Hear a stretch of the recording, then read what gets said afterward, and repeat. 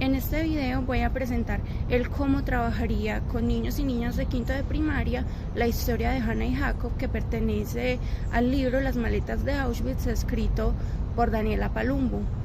Como ya mencioné, la población con la que se piensa abordar la historia son estudiantes de quinto de primaria, o sea, unas edades más o menos entre los 8 y los 10 años. Entonces, teniendo en cuenta que son tan jóvenes, es natural que la mayoría de ellos nunca haya tenido de pronto una experiencia directa con contextos de violencia extrema. Entonces, pienso que hay que tener de pronto mucho cuidado, mucha precaución de cómo se piensa abordar la historia. Sin embargo, también es una población que a su edad también es capaz ya de formular preguntas, de comprender ciertas situaciones de injusticia y también de tomar una postura ética frente a lo que ocurre a su alrededor.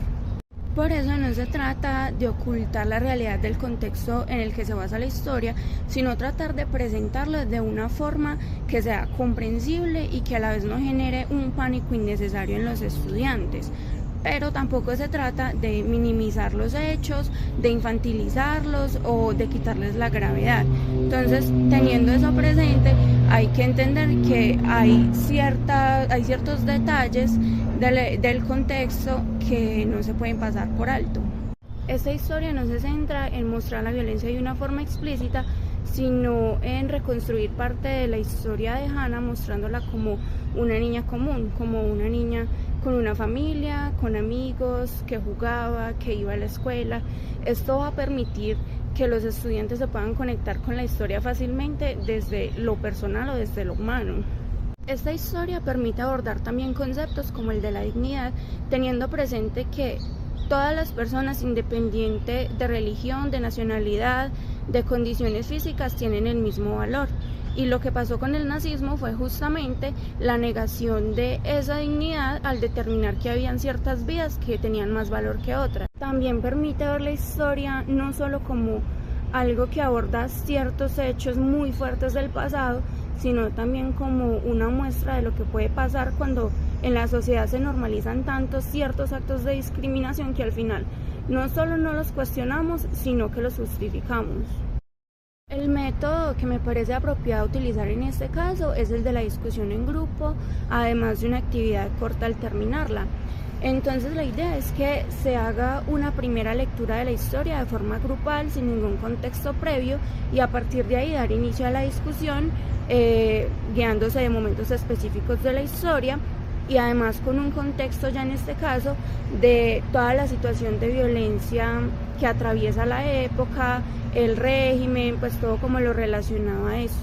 Como punto de partida, la idea es retomar el prólogo del libro, donde se menciona la estancia 4 del bloque 5 del antiguo campo de concentración de Auschwitz, hoy en día convertido en un museo, y el cristal que separa a los visitantes de la montaña de maletas con diferentes nombres, apellidos y direcciones en ellas. Un objeto tan común como una maleta, que en este caso se convierte en un símbolo de memoria, permite también que se abra la discusión con los estudiantes con preguntas como ¿qué guardarían ellos en una maleta si tuvieran que irse de sus casas, no supieran hacia dónde van y además no supieran cuánto tiempo van a permanecer en ese lugar al que van? Esto con el fin de que los estudiantes también se puedan involucrar, también puedan participar desde su propia imaginación. Un momento del cuento que considero que es muy importante abordar en la discusión es cuando una noche los policías del régimen llegan a la casa de la familia buscando a Jacob, que tiene una discapacidad, y bajo la idea de que esa condición que él tiene no se ajusta a los ideales de perfección que tienen ellos, debe ser entonces llevado para ser curado, dándose así la separación definitiva de él con su familia.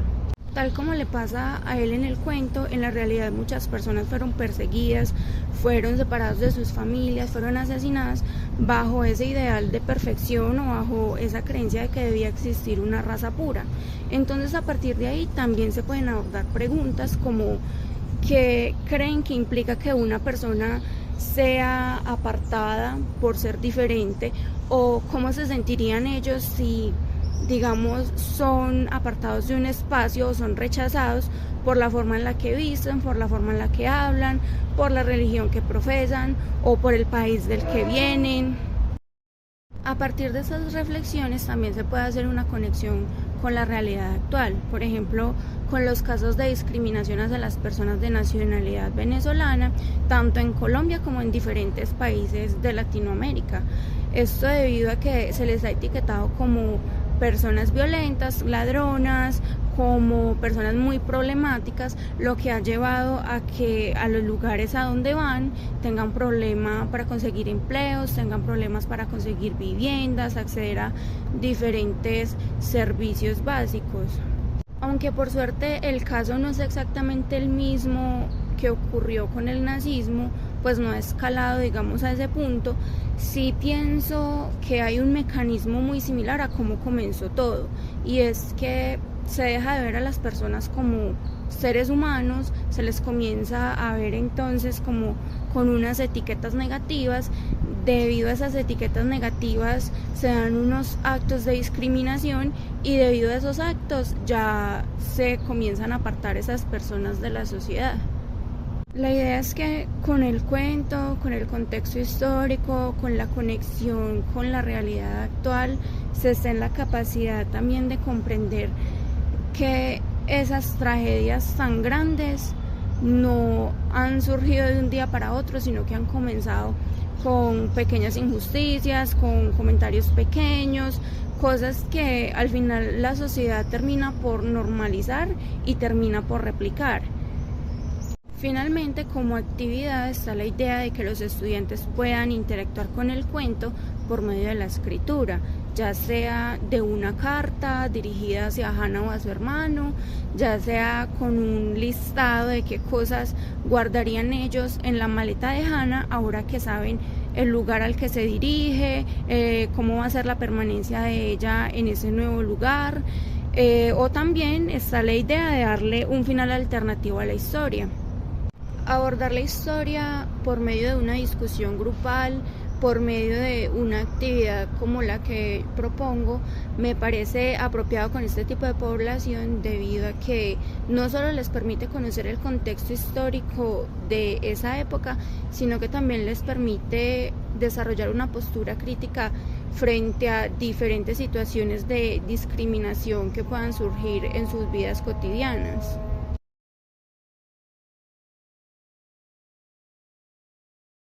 Auschwitz fue la evidencia de hasta dónde puede llegar una sociedad cuando deja de ver a los otros como personas. Lo que ocurrió en ese lugar no solamente se puede entender como un hecho del pasado, sino como una advertencia sobre qué es lo que puede llegar a pasar cuando se normalizan tanto los actos de discriminación, el odio, todas esas ideas de que hay vidas que tienen más valor que otras.